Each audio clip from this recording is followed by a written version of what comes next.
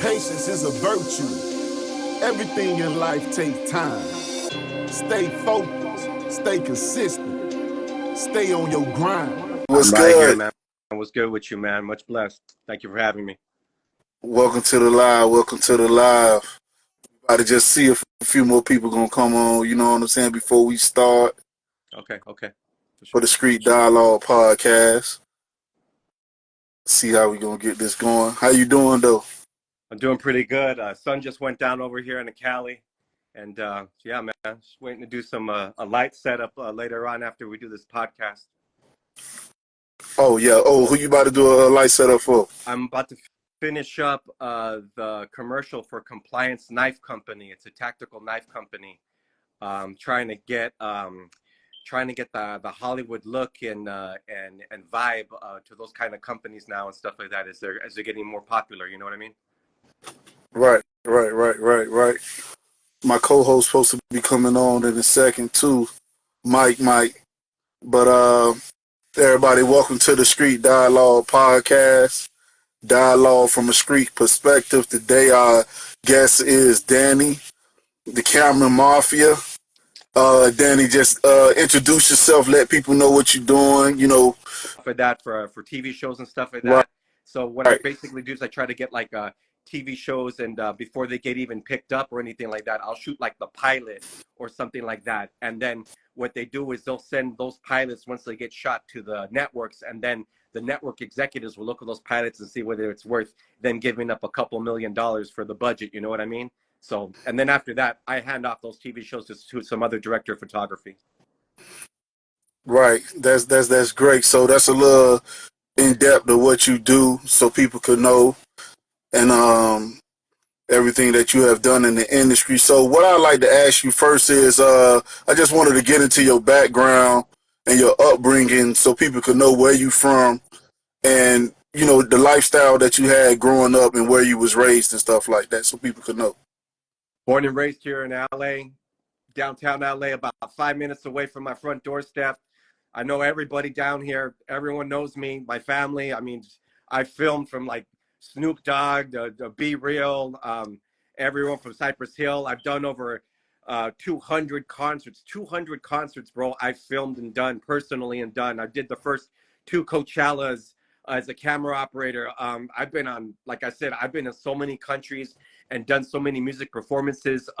My mentor, who actually trained me in cameras, as a matter of fact, in digital cinema, was one of the original directors over for Kanye West for like for the Pablo tour and stuff like that. Like I was trained with Mark, and he taught me everything. So like everything technical, background, lighting, having to do with the camera, internals, the menus. It's all been me. I know exactly what to do, and what I like to do nowadays is like to help put the power back in the independent artist's hands. You know what I mean? Because nowadays, like, working with them with the shoestring budget, it's a lot more different from like the past days and stuff. We're not working with like those big $50,000 Correct. budgets, $100,000 budgets and stuff like that. We have to, nowadays we have to make it enough. And I'm trying to make it here in this industry nowadays to try to diversify my actions and stuff like that, and try to help the independent artists. I'm here for you guys. Hit me up. If you could fly into Los Angeles, I'll shoot your EPK. I'll shoot your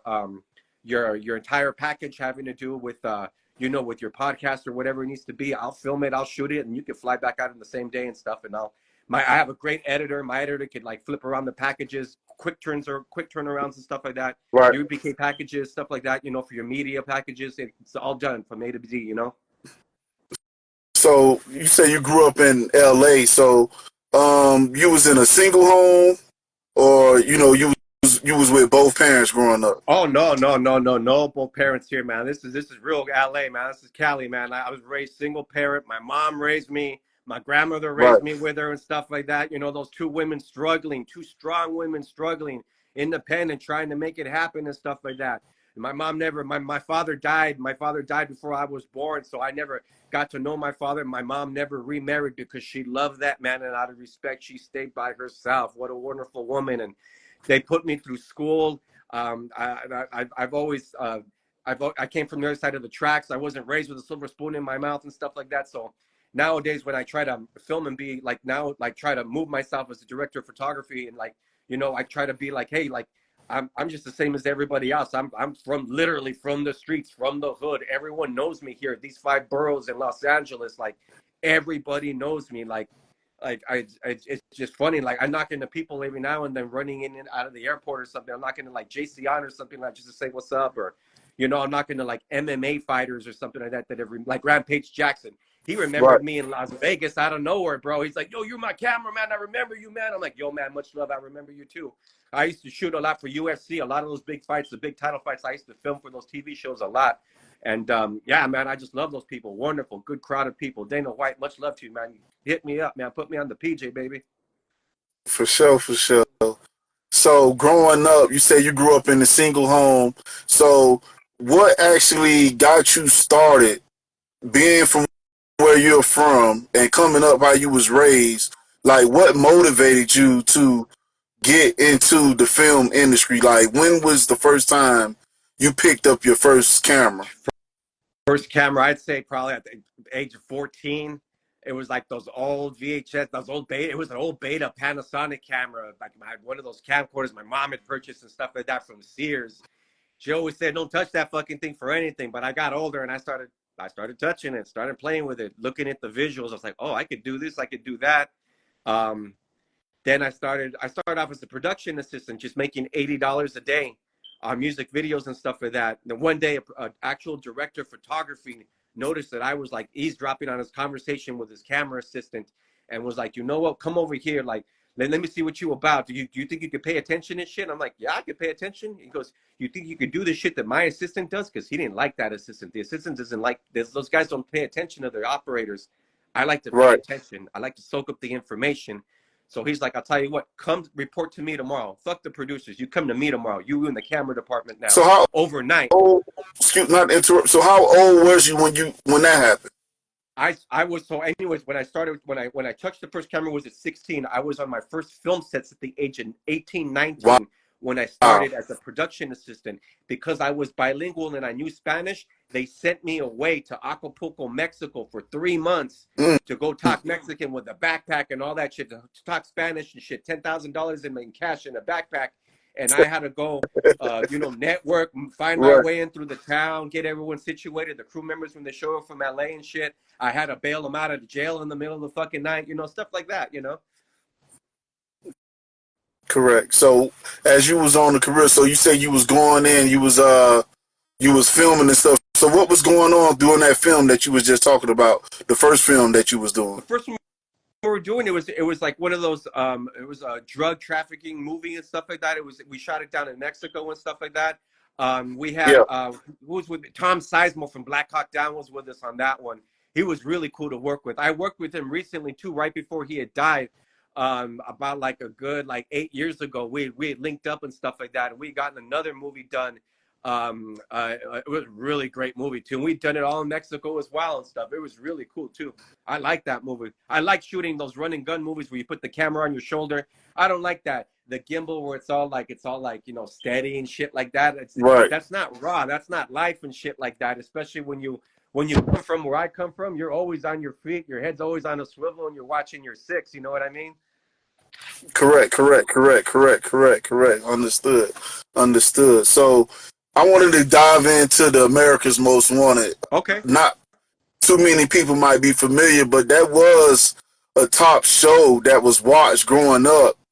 How did you get into that? Like, what got you your start on America's Most I Wanted? met the director of photography on an MTV show that Justin Timberlake was executive producing. They tossed like the top camera operators in a 12-passenger van. They just crunched us in there, and like this designer, tall dude, with trench coat and everything, smelling dope. He had the diamond watch and everything. I was like, damn, this dude, I want to be like this dude. You could tell he was a jet setter, director of photography and shit like that. I was like, what's your name? He's like, yo, my name's Christian Myers. It's nice to meet you. Yo, dude, are you available next week? And I'm like, yeah, actually, I'm available. What's up, man? What you got going? He's like, yo, I'm on America's Most Wanted. I'm the DP right now for that shit. I'm like, for real? He's like, my father Right. was the original director of photography. He did the first 20 seasons. I'm Mm. like, the fuck out of here. He's like, I'm gonna do the last seasons. I don't know how much it'll last, but hey, if you want to ride with me, let's do this shit. And I was like, bet, let's do it. Don't even ask a second time. I'm always hungry. been hungry since he's growing up. You know how we are and stuff like that. From the other side of the tracks, you always got to be hungry for it. Never say no. Never say no to people. Never say no to an opportunity or a blessing from the Lord up above. You know. Right. So when y'all was doing America's Most Wanted, were these real criminals? That like, how did they go about? Like, what was the behind scenes like that people don't We know were about that we went were into the we were production? getting the cold hard cases directly from whether it was from the FBI or whether it was from LAPD. When they came in, we did the Los Angeles PD episodes when that San Diego Padres fan came and got his ass beat at Dodger Stadium. When Yeah. that happened, they called everybody in, bro. So when we filmed that, they flew in Mr. John Walsh, respectively. He's an amazing man.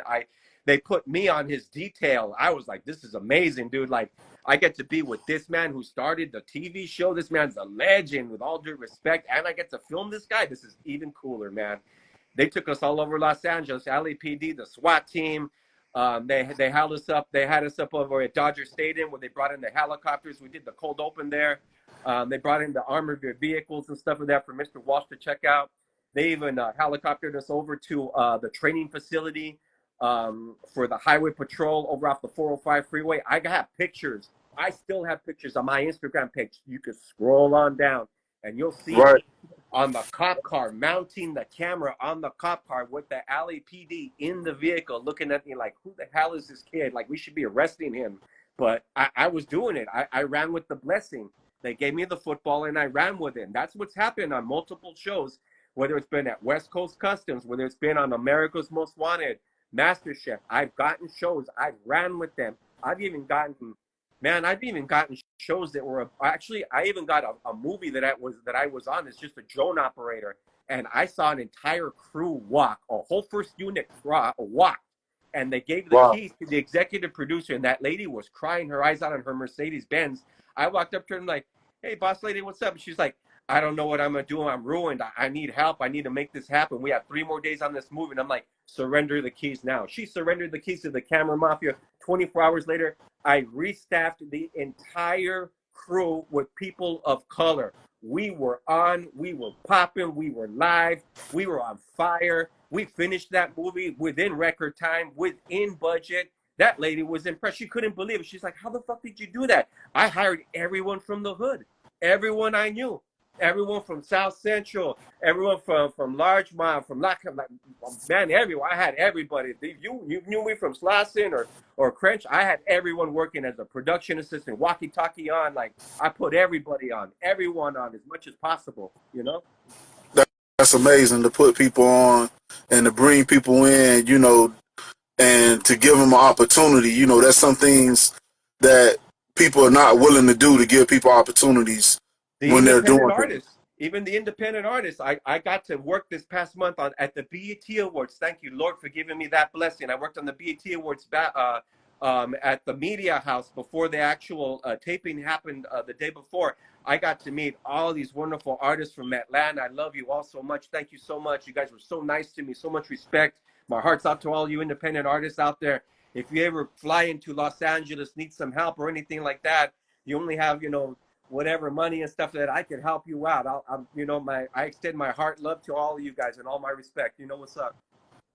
That's cool. So I wanted to get into another show that you was on, um, and that would be that West Coast Customs. So with West Coast Customs, I know that was a big show. Like, how many seasons did y'all do with that? Like, what went into, like, how did you get on with that? Like, just get into description with the All right. West Coast Customs. So check this out. One of the main director, for the real OG director photography of West Coast Customs, was Scott Sandman from Arizona. Scott Sandman, the original OG director of photography. That man taught us everything, dude. That man uh, taught like House of Pena on the original crew, and then I came on later on, and then we went for, like, at West Coast. We did we did 3 seasons of the before they switched over networks. And then when they switched over networks, they remembered my info and they called me back in, and I ran in there for when it was under TLC. The Learning Channel had did it for a couple of seasons, and that was called Street Customs. And I did Yeah. that for the good 2 seasons. That was fresh as fuck. Because at that point, man, Rockstar Energy Drink was aboard. We had Monster was on. We had so many energy drinks aboard. We had I met Brian Deegan from the Metal Militia, all the Moto X guys. And then from that job, I was able to parlay into the X Games and stuff with that. But West Coast Customs, wow. I did Inglewood. We did Corona. And I also did their new location over here in Burbank off of Empire. And I just loved working for Ryan. So much respect for him, the first entrepreneur to really do it with $5,000. You know what I mean? That man did it from nothing, built an entire empire, self-made, tattooed on his knuckles. I when I was assigned to him as a camera operator, here's assigned to him, and only him. Damn, dude, that I knew that man and learned so much business from him. Oh my God. Right.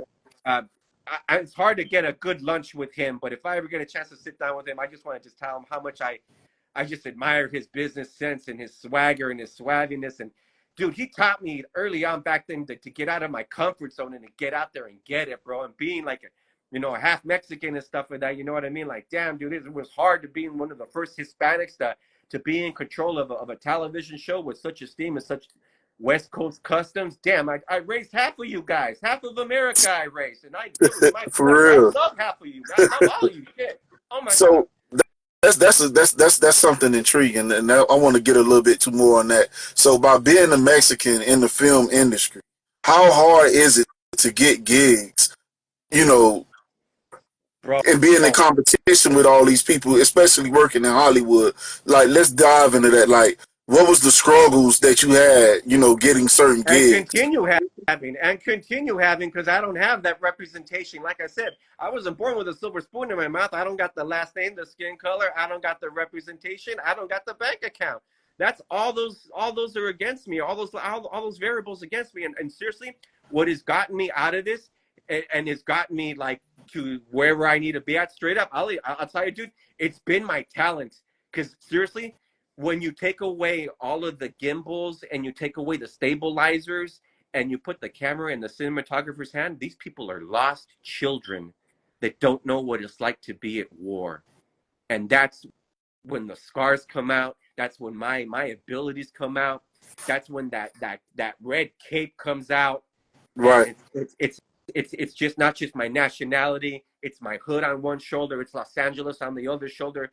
All of you, everyone out there, everyone's riding with me on my shoulder, and everyone's with me on set every day, no matter what show I'm doing, no matter what I'm into, no matter what I'm filming. Everyone, the little people are always with me because I am a little person, and I'm just trying to make it, man. And I'm not gonna. We're gonna do this. We're gonna do this. You people fly in, bring everybody in. I'll shoot everybody. I'll film everybody. Documentaries, the interviews, whatever you want, short form films. We could do this. Not a problem at all, man. That's amazing. That's amazing. That's amazing. So, being Mexican, being in the film industry, like, what are some requirements that they're looking for that you think that are hindering people right now from getting into the film industry? Like, what are these requirements that they're looking for film people that are in your field to get in the industry? To get in the industry straight up, dude, they're gonna be like, oh, is this person union or non-union? Right off the bat, right there, that'll tell you whether you're getting a good, like a badass job, or you're getting like a whatever job just to get by. If you're non-union and you're not like a part of a union and you're not aspiring to be in a union and you're not trying to get your days to be in a union, then you're just gonna be getting like, at best like the mediocre, medium range jobs and stuff like that at that, you know what I'm saying? If you really want to make a difference in your life and for your family and stuff like that, and you want to get those medical benefits and stuff like that, I highly suggest joining a union. Lighting, grip, camera, sound, script supervisor, be a producer. Dude, there's so many jobs out there. You could be a Teamster driver, even dude, we might have a fucking union strike next week because of like the Teamster drivers not having a correct contract and the proper representation. And you see the unions, they fight for you to the point where they'll stop Hollywood. They'll stop everything dead in its tracks to make sure that people get their money or get their right negotiations right. Otherwise, anyone over here, I'll hop anybody out, get you situated in a position or whatever. You know, we can't get you into the front door, we'll get you into the back door, and sometimes there's the kitchen door. But we find a way to get POC on set, especially those of us that qualify, that have the technical background, that have taken the. You don't have to go to like the film school. I never went to film school. I was taught by those directors of photography on set, hands on. I'm a hands on guy. You know what I mean? Call it old fashioned or whatever you may be, but like, dude, it avoided, getting that next guest. What up, baby? That's my co-host, Mike. Mike, welcome to the live. What's happening, baby? What's happening? What's All right, good? Mike. What's good? Just We got Danny on, man. Yeah. Okay, you finally got reception. Okay. It's like 50 of us out here. Okay. All right. What's happening, man? I know I'd missed a lot. I got on as soon as I could to introduce myself at least. Exactly. Yeah. We were just talking about the film industry and stuff. You got any questions for Danny? You have any questions for Danny? You know what? Normally I would, if I'd have started off, I would have had a lot of questions. We can run it back. No time at all. We can run it back another time. It's all good. You know what? Nah, at the moment, you say film industry. That's right. All right. So what you think about the Tyler Perry, of Tyler Perry, making his own movie scripts and TV shows? What you think about that? Like, I think it's amazing. I think it's amazing for up and coming independent artists that want to break out. And in case they happen to have a plug or an in with Tyler or something, they can get that. They can get that cameo. They can get that background in on some TV show or something. Because I love the way Tyler has been able to be, been able to do that in the industry for POCs and stuff like that. We need that that representation from him. I wish we could have more of that in Los Angeles. You know what I mean? Like Tyler Perry would have like a studio here or something in the future in Los Angeles. That'd be amazing. I know there's some studios that are being erected in Las Vegas, I'm being told, or something like that. I heard about that about like 2 weeks ago, something about Las Vegas, like some studios being built out there. I'm trying to figure out who's behind that all. I gotta let you guys know as soon as possible. Most definitely. Now, what you think when Taraji P joined over, when she joined over after making the Baby Boy movie, she joined over to Tyler Perry and said that Tyler Perry offered her more money than making the Hollywood movie, which is Baby Boy. And that goes to show you that Hollywood needs to come correct. You know what I mean? Like, you got Tyler Perry, stepping up and stuff like that. I mean, good Lord. I mean, other people need to step up. Let me not leave 50 Cent out neither, because he's actually writing movie scripts and TV shows and stuff too. And giving a lot of opportunity and a lot of jobs to people. God bless them. A lot of families are being fed on these gentlemen. Most definitely that. We need more of them. I wish I had one of them in Los Angeles. Oh my God. So speaking about the movie industry, how you feel as Tubi? So let me just say this, Tubi. I honestly like Tubi than I like Netflix.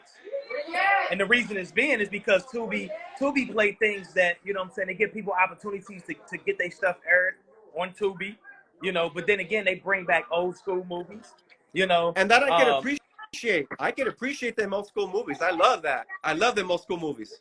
So would you rate Tubi more than Netflix?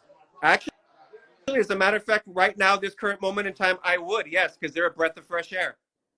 My man. I take a risk. I'm not a gambler, but I'm certainly a risk taker. And in order to take a risk, you have to come out of your comfort zone. It's time for all of us to come out of our comfort zone. It's time to rise up. Let's roll. Exactly.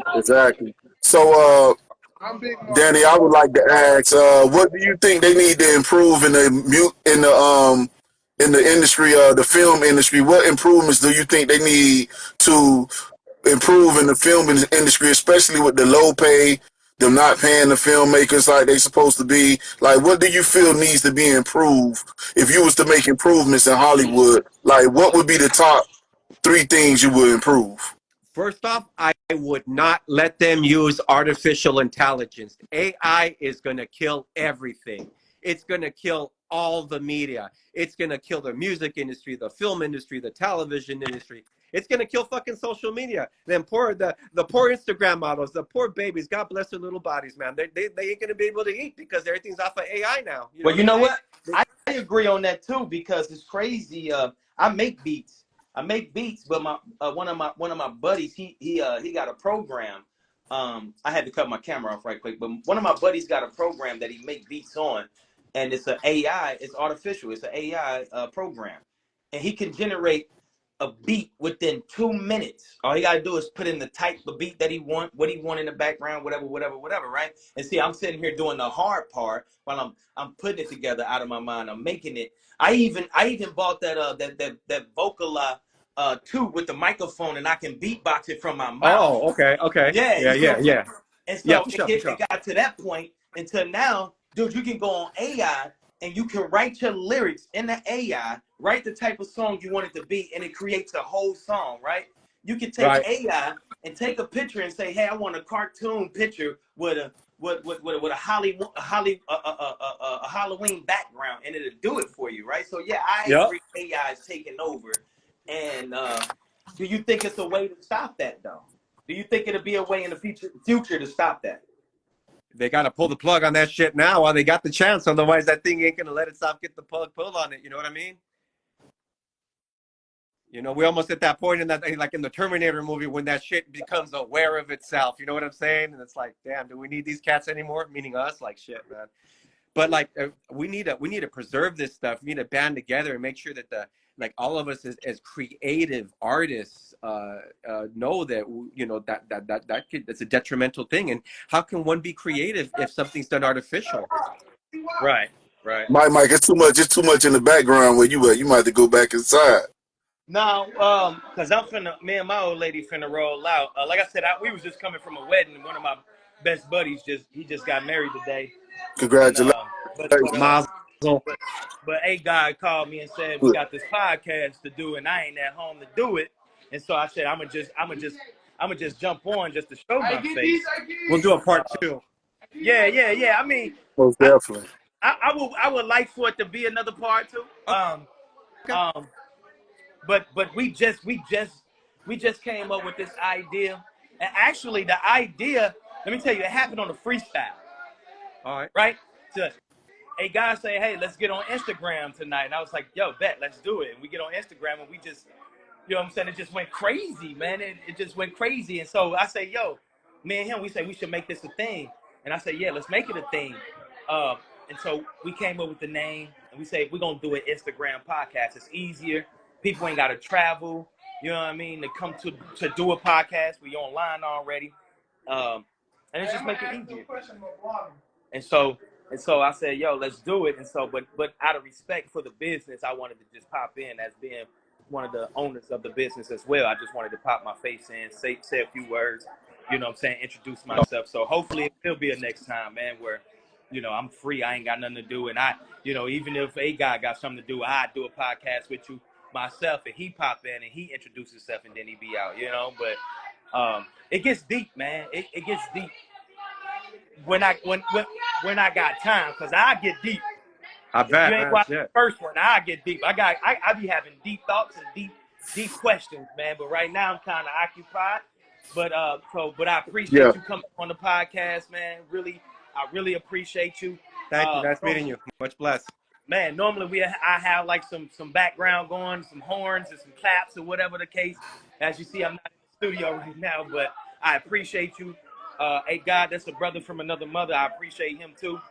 And, thank you, bro. Thanks for you about to be up out of here. Yeah. All right. So, yep. Appreciate that. Appreciate that. Yeah, make it lit. I'm gonna watch it tomorrow when he posts it. So make it lit, man. Let's talk it. That's what we got to do. Yeah, I just got one. I just got 2 more quick questions for him before you leave, Danny. You about to be up out of here, Mike? Yeah, I'm finna. Yeah, because everybody's splitting up. So I'll step in for a second. But yeah, everybody finna split up and stuff. Okay, so I just wanted to get into a little juice. You know, to the conspiracy theories out there that we hear. So, what do you think about these conspiracies with Illuminati and all these things that go into Hollywood, the symbolism? What do you got to say on that? Like, have you seen anything? Who you starting with? Is there some? Who you starting with? Yeah, we talking about. I'm saying who you starting with? Who you want to answer that first? Me? No, I'll I'm start it. talking to Danny. I'm Okay. talking to the guests, Okay. All right. the inside. Okay. What do you think about that and these conspiracy theories and things that's going on with you being in the industry? Have you seen any of these things with symbolism and with getting roles and stuff like that? Or do you think that What it's just have as you hard? seen by being in the But industry? should Or I do you blink think it's just once or something? twice for yes? What do you want me to do here? I mean, like, you know what I'm saying? Like, it's just you see things, you catch things. It's you've been doing this for 26 years. Right. I see the same things over and over again. It's not, it just is what it is. They carry themselves, I carry myself. We just got to navigate a certain way. You know what I mean? And just go with the currents and shit. And that's it. You know what I'm saying? So Don't get caught in the wash. all right. So let me say something. I'm gonna piggyback on that, man, because we don't want to actually put it out there, right? Because I don't watch a lot of podcasts and greetings and videos and all that. So it's certain shit that people can say, certain shit people can't say. All right, we being honest here. But is the Illuminati real? That's what the people want to know. See, people confuse that the Illuminati. Some people like Illuminati ain't real. It's made up to scare people into getting into the music business or the acting business. You know what I'm saying, or the producing business, whatever. But Don't then you? some people, That would bring you to the next question. And is it controlled or not? Mm. that's what it is. All right. I feel like they in control. I feel like they the one that control the music in the industry of the movies and everything like all that. all medium. There it is. I feel like it was true. People didn't believe that the Illuminati was. I feel like it's true, but I don't feel like that. So when people say Illuminati, you think of as another, like some people, I don't know, like they put it as like it's another government, right? I look at it as It like a fucking might brother. as well be. Shit, they got it all. I mean, real talk. But Right. it's like it started off as Right. a brotherhood, right? Like a frat, right? But then they found a way to grow their business, and then now people hating on them. And when you get big like that, people hate on you. Like That's you true. start making a lot of money, people hate. They find things to put on your name and all this and all that. So Like they that put goes little into babies. the notation that people have of the Illuminati may not be what it really is, and that might be tactics for people to scare people off into getting in the industry, because you have powerful people that are not within that organization that what we can say we can say they're what's the name I'm looking for, gatekeepers. So they're more gatekeepers than anything. That's what I come to the question. What you think about that? The gatekeepers of Hollywood. Are there actual gatekeepers in Hollywood that fill in positions that can actually stop you from getting where you're going if you don't meet those And requirements? you ain't got to answer that. You ain't got to answer that if you don't want to. You ain't got to answer that if you don't want to. Now I'm gonna say that. Now I'm finna go in my car. Now we finna have this podcast for real. You ain't gotta say that shit, man. You ain't gotta speak that. Nah, man. Let the guests talk. Let the guests talk. Nah. Are there actual gatekeepers in Hollywood? Because we see people talking like there are actual gatekeepers, like that'll stop them. We had Monique. She came on and she was saying something about gatekeepers and stuff like that. And she was talking about Kevin Hart, which is one of my favorite comedians in the game. He's amazing. He's a great talent. He's Yeah, one of man. my He's favorite amazing. comedians in the game. So, are there actual gatekeepers, or what's actually going on in the industry, in the film industry? Are there actual gatekeepers or no? I think it's Or you more just have about to like put in the I work? think it's about like it's like about who you know, and I think that sometimes in who you know, there's some people that that are friends with somebody, and then somebody doesn't No, like I ain't that got somebody, and then they'll block someone from getting like a project or some shit like that. But I mean, if you call that gatekeeping, I don't see it. I mean, I just see that as cock blocking, man. You know what I'm saying? Like, that Right, was my fucking right, job. Like, I don't like that fool. Don't hire him as a camera operator. Like, fuck you, man. That's my job. Shit, dude. You know? Yeah. I I exactly. don't call I call it cock blocking for a job, bro. I mean, if you call it gatekeeping or whatever, I call it cock blocking because I need me the fucking job. You know what I'm So saying? now, Like, it just is what it is. so Competition. let me piggyback on that, We man, can't because see. I'm finna get in the car right now, but let me piggyback off that because I be feeling a certain type of way about that too, man. Like, the lifestyle that certain people live, man. If you're not, I feel like if you gay, be like that. It is what it is. That's your life. That's your lifestyle you chose, right? So why do it bother a person that's straight to see a gay person? It shouldn't fucking bother you. Like, people get grossed out or whatever the case, or they got something against a gay person, man. Why the fuck does it bother you if you fucking straight, man? Like, it shouldn't bother a person, right? Right. So Okay. so so so So what what point does you the trying to say? community? So my point is, let me say my point, fool. My point is, what Say it. does the community of supposedly be straight men has against gays? What you think? Why it bothers them so much? Like, straight men, and they see a gay person and it bothers them. Why you think so? You mean in Because Hollywood? yeah, Right. Hollywood, yeah, Yeah. yeah, Like insofar Hollywood. as like job wise or something like that? yeah, job wise, yeah. Oh, I would think it's because sometimes it depends if like they're an actor or something like that. Maybe the studios are looking at it. Does it make them dollars and cents because they're making an investment? Does it make a return on their investment? And then at that point, they start looking these them number people. You know, they start looking at their pie charts and graphs and shit, and they're like, oh, if I go this way with this person, what will be my return on investment as opposed to if I go to in this creative direction with this person, what will be my return on investment with this other person, you know? And then after you get done with that, then you get down to whether it's a guy or a girl or whatever, you know, like I it's it's a thing, bro. And it also boils down to budget, you know what I mean? Like, they're like, well, here's how much money they have, and by the way, you have to make sure it's a person like this, and they have to have like this and that, and you have to make these requirements for like the studios or something. right. They might have the little footnotes they need or something, or you might have a must hire situation, you know what I mean, where they hand you that note going like, yo, so and so's niece needs this part, so you know, make it happen, you know, I play golf with the daddy, you know what I mean? Like, So that's let me. that shit, you know. Can I ask this question? Can I ask this question? So, all right. So, like, do you think that certain people act gay just to get a role or to get into the industry? Oh my. So um I think. so I take it because Lil Nas X, all right, when Lil Nas X started off, people didn't think he was gay, and then it was a picture that took trendsetter, and it went viral, and it was like, yo, Lil Nas X gay, and then he started to come out as being gay. Now, do you think that's because that his fan base, like, he just keeping up with his fan base, like he keeping his money going, right? He's doing it for promotion only purposes, reason. He act like he was pregnant and all this and all that, got crazy ass videos and shit. But do you think that's just all because of the camera act?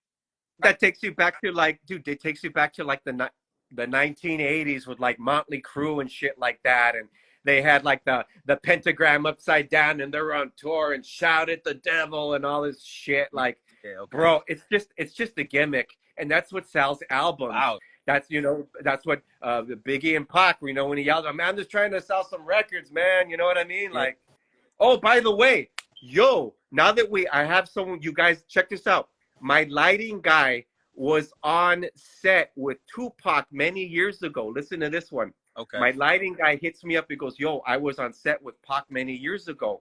He was wearing one of those jerseys. And I go, what fucking jersey are you talking about? He goes, I still have the jersey. I go, get the fuck out of here. So it was a music video. And I think it was around the time when he was doing the music videos with Jodeci. Because when I looked up the How Do You Want It music video, Yeah. one of the cutaways was Pac wearing this Nike basketball jersey. It was black with the white trim and the black stripe on it. My lighting guy brings over the fucking jersey, bro, to my house. Damn. I hold this jersey 72 hours ago in my hands right here at my house. And He tells me the story that corroborates with it. He tells me the music video set that corroborates with it. He told me the director of photography who filmed, who was the actual director of photography from Straight Outta Compton, Maddie Lee Batik, was on that music video, and he found that shirt in his shirt drawer. And he goes, bro, what do I do with this fucking jersey? And I go, I don't know. Let me ask these people, see what they could do. Anyone want to buy the Tupac jersey? Holler at me. Straight up. I'll buy that motherfucker. Hey, how do you feel? Speaking of buying, how do you feel about, we finna go back to the first podcast. How do you feel about Drake spending $1 million or so on Tupac's ring, right? Right. And then like do you feel like that because he done that he had clarity already because he spent so much money to invest in his ring to put him as an AI on his diss record? What do you think about that? He needed the prop, and sometimes a visual prop is what will drive home the statement. So him paying whatever amount at that point, which is peanuts to that guy, to have a visual prop to drive home the point and the message, very powerful. Marketing, very powerful. You marketing people out there, you know that I already know. That's 606 right there. Not even 101 marketing. That's straight up right there. That's some high end shit right there. You on it. He's on it. He knows his fingers are on the pulse. Even whether he's on the winning side or the losing side, he's still on the side of selling records.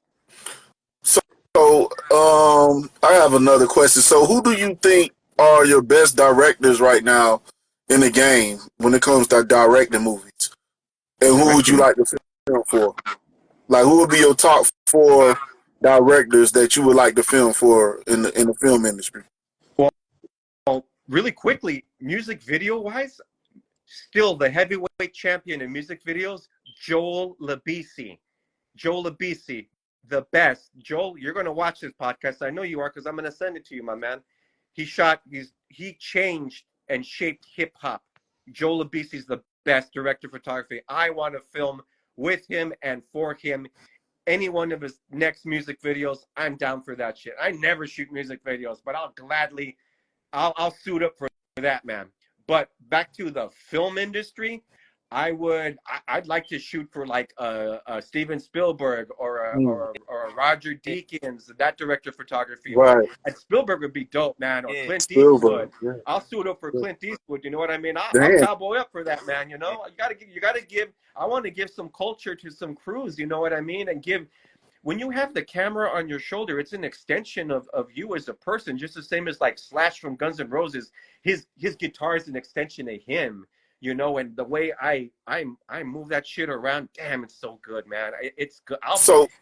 Go on. So another question I have, so what would it cost by you being in the film industry to put together a small budget movie? If somebody was interested in putting together and developing a small budget movie, what would it cost? What would it take it all boils to down get to that together? how many pages, how many minutes. Some people be like, oh, I have like a 90 pages written or some shit like that. And then their budget, like, let's see, like, yeah, I can work with budgets anywhere between like, and even if it's like a 48-hour film festival kind of thing, like they fly in from Atlanta, we shoot with them for 48 hours, you know what I mean? And we make like a mini movie out of their next music video kind of thing, like, you know what I mean? Like that, they like to package those things sometimes like that, you know what I mean? Or it looks like a movie and shit like that. And this is like a music video or something like that, like a EPK teaser or something like that. Those, depending on my crew, I could do anything from as low as like, 3,000, 5,000, 10,000, anywhere from 3,000 on up. You know what I mean? I can make something work. I can make something happen. I could try to make something enough, you know. I'm trying my best for the independent artist here, you know. Help me help you guys, you know. Right. That's what Exactly. That's what I feel like in the industry. That's what it's about.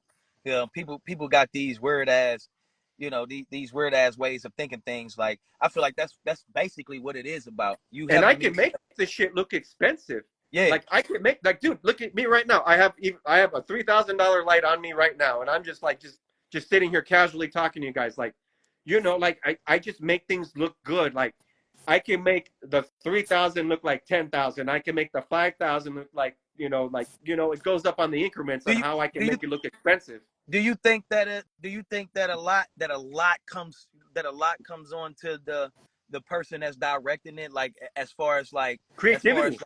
putting it right, creativity, like putting it together, like, hey, I see something different, let's take this scene and do it here because I can see something different with it. Like when we do a table reading, they will sit down, the director or the producers with me at the table, and they'll read the entire script to me, and the director will be, or the writer or the script or the main executive would be like, and this is where I feel like X, Y, and Z should happen, and this should be said with this inflection.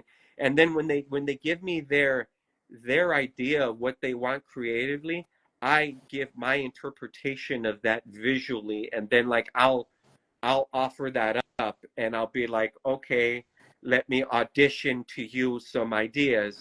yeah. Maybe perhaps a being on the dolly, I'll put the camera on my shoulder, or otherwise we'll have it somewhere else on a bag situated or on a tripod. Like, I'll try to give them as many options: low mode, high mode, power angle, heavy on the backlight, smoke everywhere for atmosphere. How much feeling and sentiment do you want in this, That's dope. Hey, listen, y'all, I'm out of time though right now. Lights going out. Hey, I appreciate it. I'm glad I got on here. I showed my face. I announced myself. It was good meeting you. Hopefully, we'll have another one again. Where we'll bring out and talk about some other things besides directory and movie scripts and things like that. You know what I mean? But it was a pleasure meeting you. Pleasure. I'm glad that you came on the podcast, man. I appreciate it. Much love. You know what I mean? And big ups to A Guy, but shout out to the podcast, everybody that's watching, man. Y'all subscribe. You know what I mean? This is something that's new that nobody's doing. You know what I mean? And working with a great team, because not only that A God is a marketing man himself, but he got great images in his head that he wants to bring out. And the only way to do that is to just do it.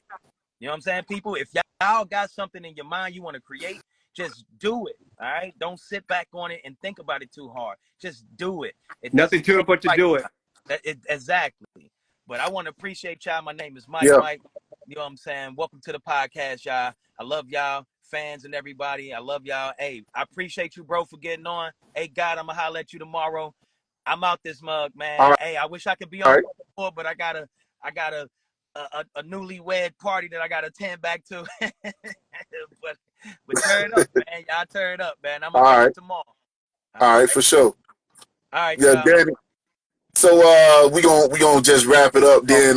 Sure. So I just want, so for anybody who's trying to get in contact with you, like, what is the best way for them to get in contact with you, for the independent artists out there? Like, what is the best way to get in contact with somebody of your stature? Best That's better way right now in the modern times, I'd be DM me on Instagram. Best way to get a hold of me. I answer back quick on Instagram. I mean, that's my best way of advertisement. That's my agent right now. That money-making marketing team, you know what I mean, got my back also and stuff like that. Go to Money Team Marketing. The best, man. The best. I love them so much, man. It's amazing. Without them, I wouldn't have had like that. Like, I don't think I would have gotten that BET Awards job if it wouldn't have been for my marketing team and stuff like that. They got me on. They got me where I needed to be. They get me to the right people. And I just appreciate everyone so much. Thank you for having me on this show. Thank you. I appreciate that. So they can find you at the Camera Mafia, TheCameraMafia, the Camera Mafia. You should see Danny. Work with big people in the game. If you need them, if you're an artist in LA, you need someone that's good in film to get you right. Trust me, this is the person to go to. I highly recommend him. If you need marketing, like he said, Golden Money Team Marketing, that's the team to get with. Like he said, he got on BET just off the marketing. So you guys tap in. Make sure you tap in with Danny. Most definitely appreciate having you. This the Street Dialogue podcast. We need to get you on again, and we can talk about a few more other things. You feel me? Thank you so much. Appreciate y'all. All right, you have a good one. Salute. Salute. Patience is a virtue. Everything in life takes time. Stay focused, stay consistent, stay on your grind.